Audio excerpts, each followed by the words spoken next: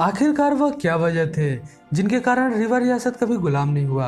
पिछले वीडियो में आप सभी लोगों ने इस बात को लेकर बहुत ज़्यादा कमेंट भी किया था और इस वीडियो में काफ़ी अच्छा रिस्पॉन्स भी मिला था, तो उसके लिए बहुत बहुत धन्यवाद। तो दोस्तों, वीडियो शुरू करने से पहले एगो वर्ल्ड को सब्सक्राइब जरूर कर लें।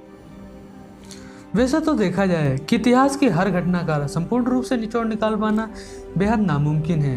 काफ़ी लोगों का मानना है कि जब पूरा भारत पर मुगलों की हुकूमत थी तो रीवा कहाँ से बच सकता था, और यही बात अंग्रेजों की हुकूमत को लेकर भी कहा जा रहा था। तो पहले बात कर लेते हैं मुगलों के शासनकाल की। अकबर और तानसेन का रीवा रियासत से गहरा नाता रहा है। मुगल सम्राट अकबर ने अपना बचपन रीवा रियासत के मुकुंदपुर गांव में ही बिताया था, तो तानसेन रीवा रियासत के राज दरबार की शान थी। पूरे बात बता दें आपको कि पूरे भारत में मुगल सल्तनत का झंडा फहराने वाले बादशाह अकबर का बचपन रीवा में ही गुजरा है, और इसका कारण यह था कि उनके पिता हुमायूं जब फारस में अज्ञातवास में थे तब अकबर को रीवा के मुकुंदपुर गांव में छुपाया गया था। इस वजह से अकबर की पढ़ाई लिखाई भी नहीं हो पाई थी। अब बात आती है कि रीवा के गुलाम न होने से इससे क्या संबंध है। तो दोस्तों, संबंध है। जिस समय मुगल सम्राट अकबर पूरे देश भर में बादशाहत कर रहे थे तब उनकी नज़र रीवा के अनमोल हीरा पर पड़ी थी जिसका नाम तानसेन था। उनके स्वर में ऐसा जादू था जिसे सुनकर कोई भी मदहोश हो जाता था। अब किसी भी हालत में बादशाह अकबर को तानसेन जैसा कलाकार अपनी सभा की शोभा बढ़ाने के लिए चाहिए था।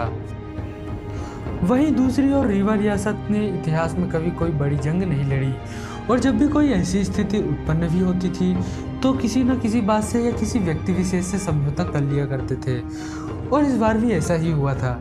रीवा ने मुगलों को तानसेन दिया था और बदले में मुगलों से 4 बेहद खतरनाक तोपें मिली, और इस पर भी मुगलों की बादशाह स्वीकार न करके रीवा उस समय भी आबाद रहा था और मुगलों का गुलाम नहीं हुआ।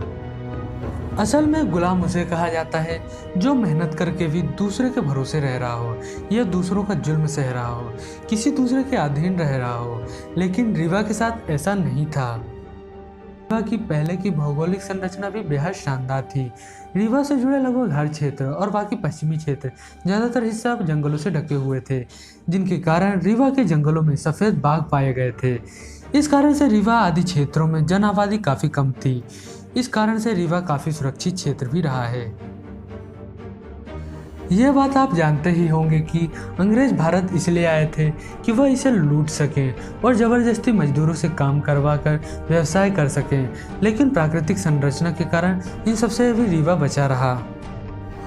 और उस समय के राजाओं ने अपने और अपनी प्रजा को हर खतरे से बचने के लिए तलघर, सुरंग और गुफाओं का प्रयोग किया करते थे, जो ये सब चीज़ें आज भी रीवा रियासत में मौजूद है। ये सब प्रमुख कारण थे जिनके कारण रीवा रियासत कभी गुलाम नहीं हुआ। रीवा की ऐतिहासिक सुंदरता आज भी मौजूद है, जो कि अब वे पर्यटन स्थल में बदल चुके हैं। मध्य प्रदेश में स्थित रीवा कभी ब्रिटिश काल के दौरान एक बड़ी रियासत हुआ करता था और आज राज्य के सबसे प्रमुख शहरों में से गिना जाता है। रीवा रियासत एक प्रसिद्ध ऐतिहासिक विरासत के रूप में भी जाना जाता है, जो अपने प्राचीन किले भवनों के साथ साथ प्राकृतिक खजानों के लिए भी काफ़ी प्रसिद्ध है।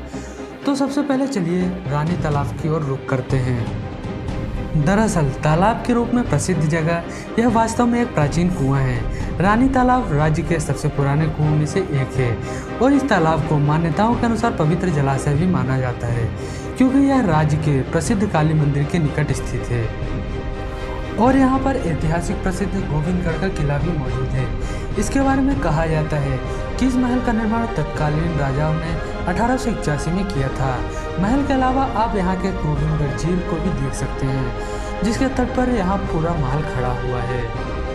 और यहाँ के जंगलों में ही भारत का सबसे पहला सफ़ेद बाघ भी पाया गया था। अब चलिए रुक करते हैं रीवा के प्रसिद्ध किला की ओर, जो कि रीवा फोर्ट के नाम से भी जाना जाता है। रीवा का किला मूल रूप से सबसे ज़्यादा प्रसिद्ध किलों में से एक है। रीवा फोर्ट राज्य में बेहतरीन किलों में से गिना जाता है और यह राज्य की सांस्कृतिक परंपराओं का एक गर्व प्रतीक है। यहीं पर मुगलों के द्वारा दी गई खतरनाक तोपें भी मौजूद हैं। रीवा रियासत की एक और सबसे खास चीज़ है पूर्वा जलप्रपात। यह जलप्रपात रीवा के सबसे खूबसूरत प्रपातों में से एक है। राज्य में 70 मीटर की ऊंचाई पर स्थित सबसे खूबसूरत झरनों में से गिना जाता है। रीवा में कुछ और भी जगह हैं जैसे वेंकट भवन, भैरव बाबा स्टेच्यू, बघेल म्यूजियम, चचाई जलप्रपात और क्योटी जलप्रपात, जो कि बेहद खूबसूरत हैं और रीवा के लिए बेहद अनमोल धरोहर भी है। तो दोस्तों, रीवा अगर नहीं गए हैं तो लाइव में एक बार रीवा ज़रूर विजिट कीजिएगा। और यह वीडियो कैसी लगी आप हमें कमेंट में ज़रूर बताना। वीडियो अच्छी लगी हो तो लाइक करना और शेयर भी कर देना। हो सके तो हमारे चैनल को सब्सक्राइब भी कर लेना।